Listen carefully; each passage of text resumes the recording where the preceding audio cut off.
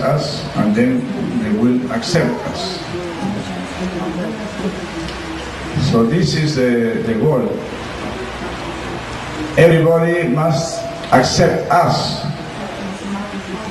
but if we cannot accept in between ourselves, within our missions, something wrong is there, it seems so. Because also our Prabhupada said, nobody can destroy this issue, only from inside. And what means this from inside? This means if you don't appreciate between yourself. So a mission can be destroyed from inside, and if one mission don't appreciate other mission, there also will be Vaisnava apparat. I think that Krishna creates these things. We want to be, no, I cannot say we, but I at least, I want to be, as Sri Ramana says, a lazy lover. I want to be a lazy lover. But Krishna enforced, no, you cannot be a lazy lover. You must work in your loving capacity. You must increase. Sarvadharam Parityaja. You must love everybody. From above, institutions and all these things. Well, but the question was, how can we do this in South America? And I think that we must organize meetings and do it. Simply do it. And if you go there, that will be very nice for us. You are all of you are welcome. Thank you very much, Hare Krishna.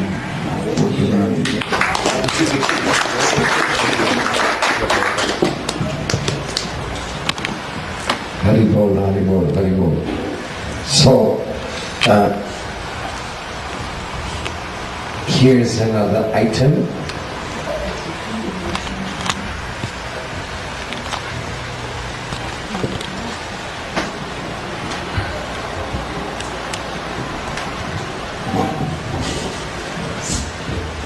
We will have prasadam in around 1 hour.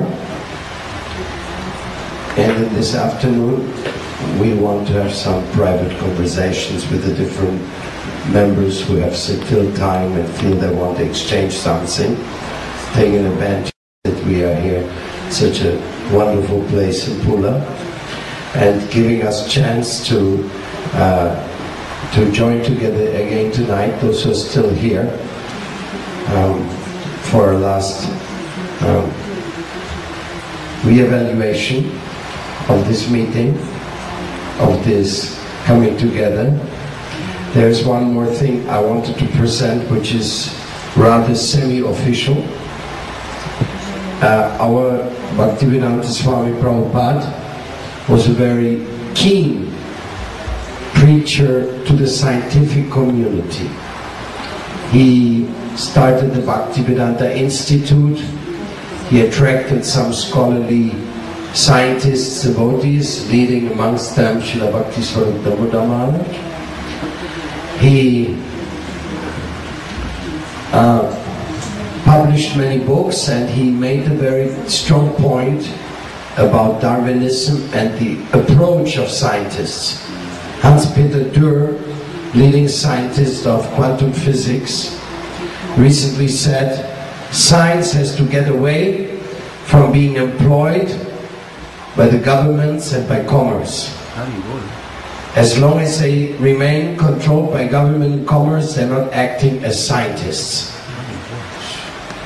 He also made discoveries which are very much in the line of the thinking of subjective evolution of consciousness, as Srila Bhakti-Rakshila Maharaj exposed, and as Srila Bhaktivedanta Swami Prabhupada envisioned in his life comes from life. So latest vocabulary of these quantum physicists is that there is no matter.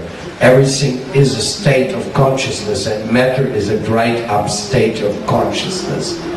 So it's pretty interesting for those who are getting into the topic where they're going to end up.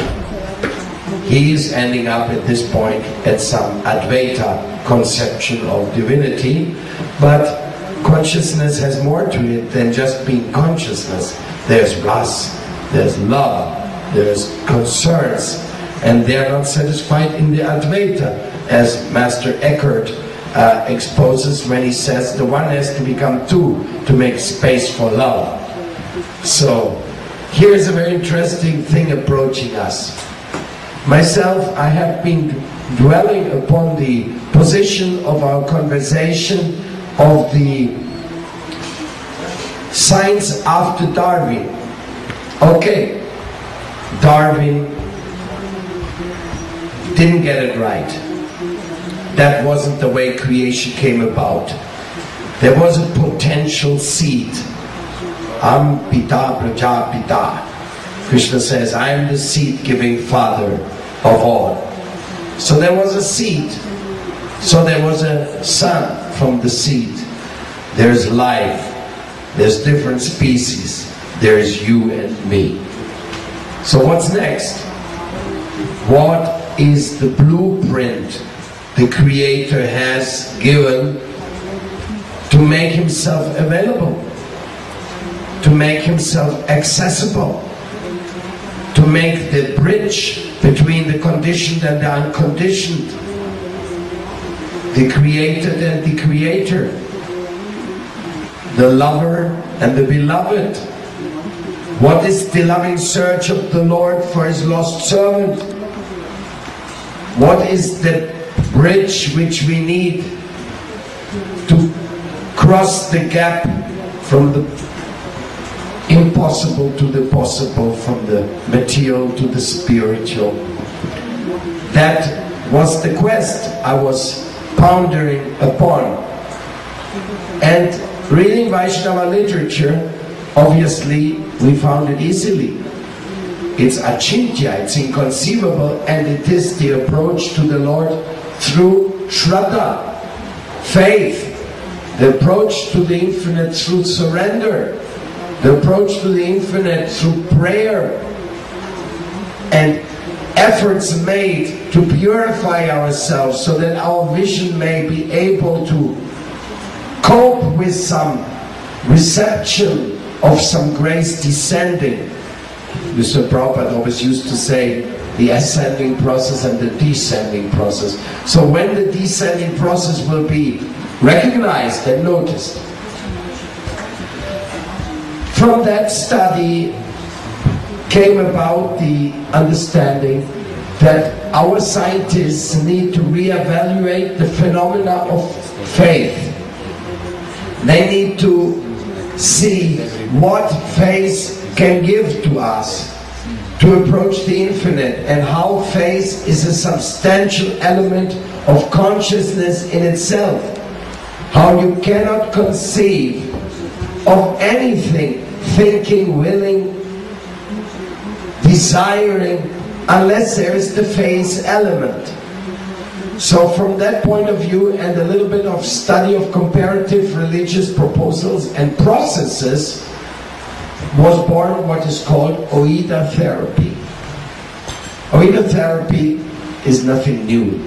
It is old wine in new bottles. But it is something interesting because it provides for the scientific community a re-evaluation of what they conceive is the well-being of the individuals. If in the consideration of the well-beings their faith is not considered, it will be a failure. As a matter of fact, without considering faith, even conversations have not much of a value at all. So the Oida therapy model